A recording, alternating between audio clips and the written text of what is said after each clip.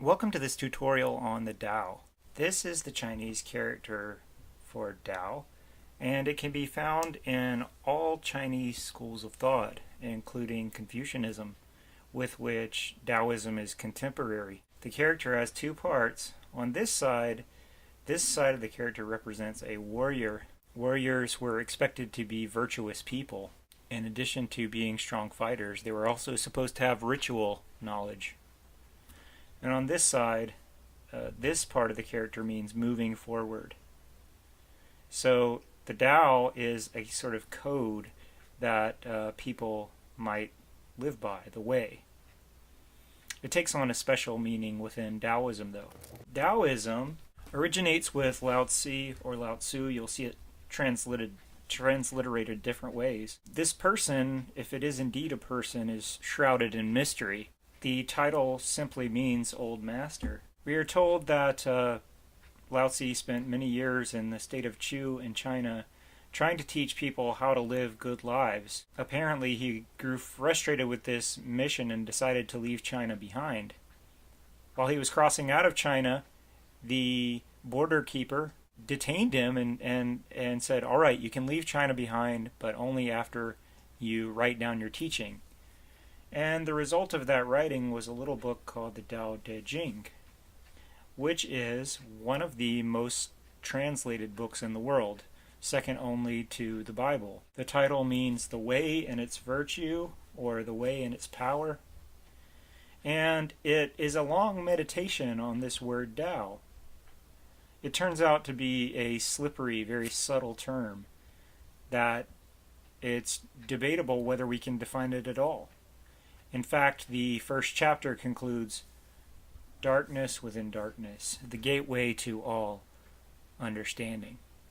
In other words, if we want to understand the Tao, we have to stop trying to understand it.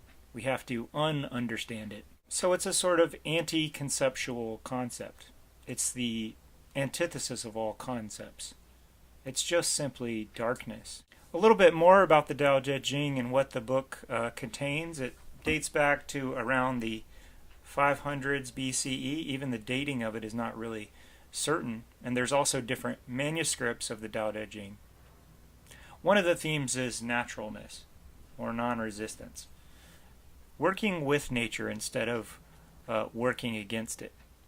Allowing things to fall into place rather than trying to get across an agenda. This happens through the use of Wu Wei, which we could say is active inaction or inactive action. It's a sort of gracefulness, a kind of, as I said before, allowing things to happen. The ruler who practices Wu Wei leads people without them even knowing that they're being led, and accomplishes things without any direct sort of effort. The best way that I can explain Wu Wei is when athletes talk about being in the zone. They're so completely immersed in what they're doing that it's as though it happens automatically. Another theme of the Tao Te Ching is non-conceptual thinking. So there's a chapter that says if you define one thing as good, something else becomes bad. If you define one thing as beautiful, something else becomes ugly. So as soon as we begin using terminology, we set up these dualistic oppositions. But if we can stop labeling everything and simply live in the present moment, we can get rid of the negative aspects of those labels. Well, gosh then, this Tao is so bizarre. How can we understand it at all? Well, we can't know it conceptually. So we can't get there by describing the Tao. Although these descriptions can kind of point the way, they're never going to help us to get all the way there. So how do we know the Tao?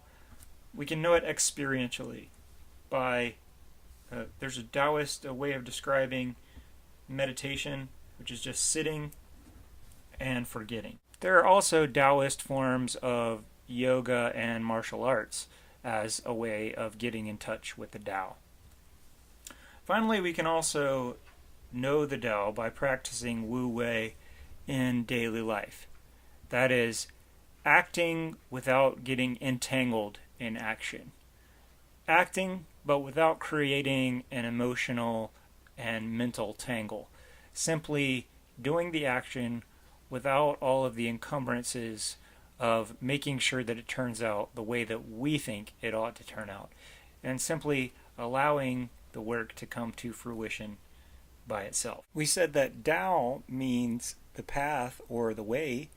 We also talked about the origins of Taoism, including Lao Tzu's philosophy and teachings in the Tao Te Ching. We said that the goal of Taoist practice is to become one with the Tao, and this can be accomplished by silent meditating to achieve the state of the uncarved block, that is, the original state of the human mind, or through Wu Wei, which is effortless action.